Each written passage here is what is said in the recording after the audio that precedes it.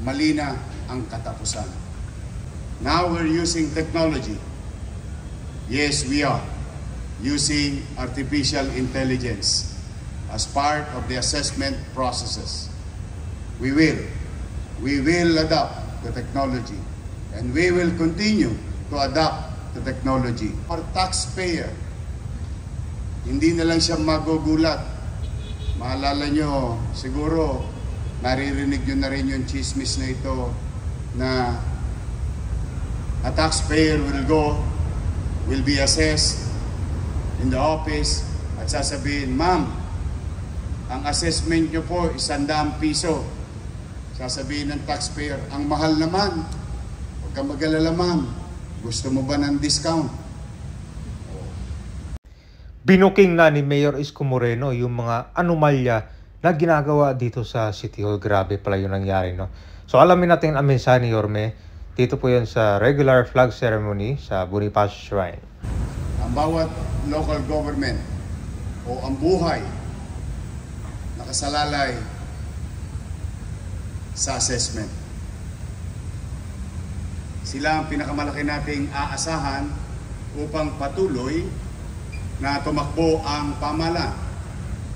Kaya maraming individual nung araw.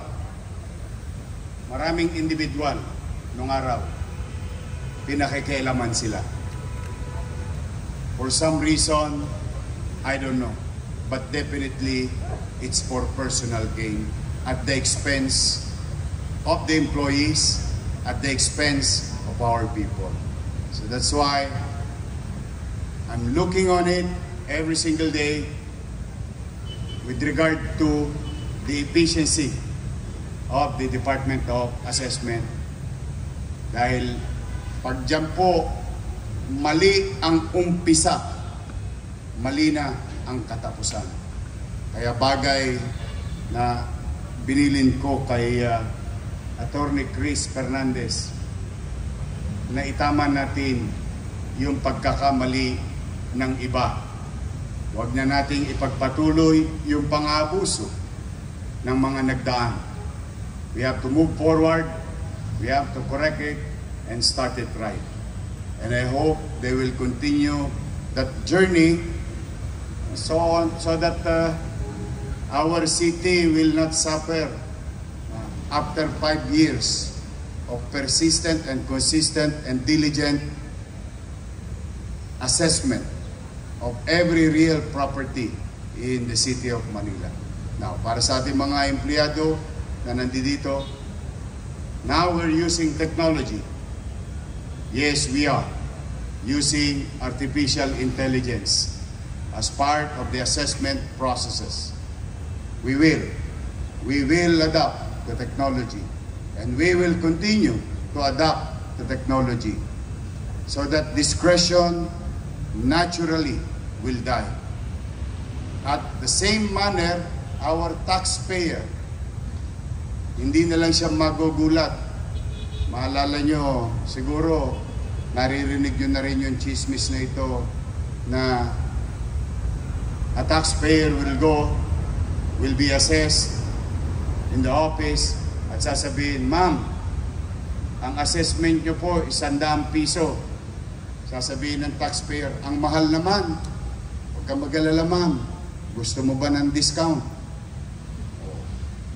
Gusto mo 50% discount. Eh siyempre matutuwa ang taxpayer. Sasang-ayon ba yung taxpayer? Eh, ang normal recourse, of course, sasang-ayon.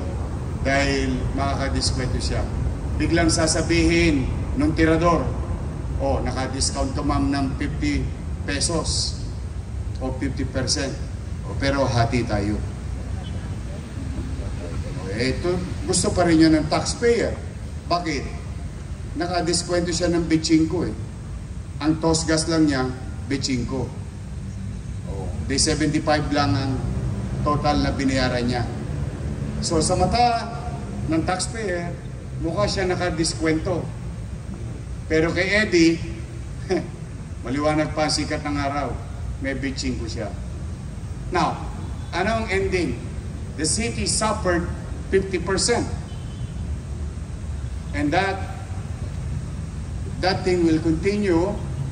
Nako, malulugmok talaga tayo. Pero yung taxpayer, ang hindi niya naintindihan, yung binigay sa kanyang diskwento ay pwede siyang habulin ng pamahalaan kapag nagpalit ng gobyerno. Alam naman natin, every now and then, nagpapalit ang gobyerno.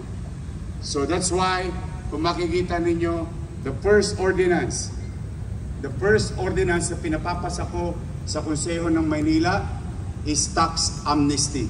Why? Para bigyan ng pagkakataon ang nagbabayad ng buwis na wag na siyang patuloy na malagay sa alanganin. Bayaran niya ng tama yung principal at wala na siyang penalty at naitama na natin. Kapag naitama natin, ano ang epekto sa 2026?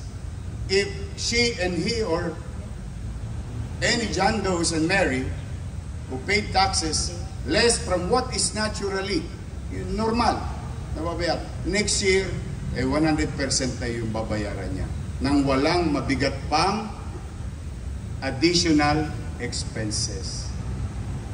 So that's why I'm hoping that the City Assessment Office will just do their job. Wala naman akong ibang hiningi. Tasahin nyo ng tasahin ng normal. At kung kayo'y halimbawa may alam sa top 500, alam nyo bang mayroon ng farm sa City Hall? Alam nyo ibig sabihin ng farm? Ano meron sa farm? Baka. Ano ginagawa sa baka? Taon-taon. That's why I open the gate of healing. I open the gate of correcting things. Tax amnesty. So that there will be no discretion. There is no more top 500 to be listed for Eddie and Patty. No more. I will not tolerate it. Why? At the end of the day, lahat ng tatasahin nila pupunta sa treasury. Lahat ng pupunta sa treasury, pangtutustos natin sa ating mga gastusin. Sweldo, kuryente, internet, tubig, paracetamol, lahat ng klase ng uri na serbisyo. Diyan po mapupunta yan. Yan ang purpose natin. I believe in you. To each and every one of you. I know why you join government service. You want to do public service. Always remind yourself the day that you entered into government service. Find that in your heart. Alam ko natabunan na yan ng mga alikabok. Natabunan na yung ating mga mata ng ulap. Kaya hindi na lumilinaw. Minsan ang ating pananaw. We need everyone's cooperation. We need to resuscitate. Ano bang word yun? Resuscitate. We need to do this because if not, mind you, we will suffer as a city government and as an employee. We will. We are always, every single week, pinagpapasalamat ko sa Diyos pag nakakaraos ang pananalapi natin. But I know it takes time to heal things. I know it takes time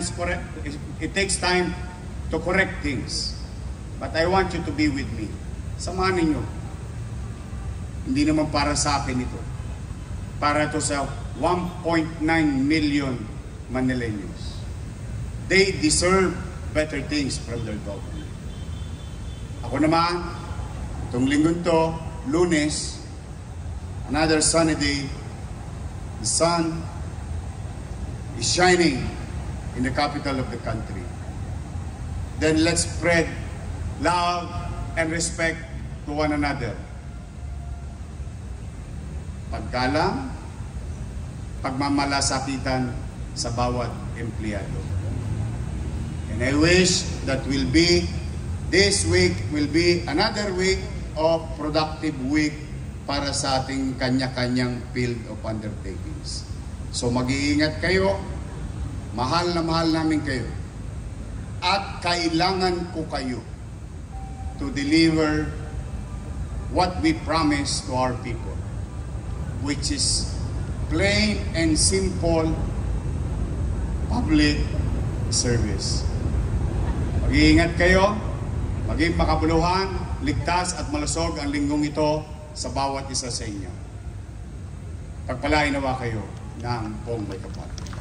At syempre kasama din itong araw na to yung pagtanggap ng donasyon. Ito, Van, grabe no, sunod-sunod yung mga donasyon dito kay Yorme nung pagkaupo niya.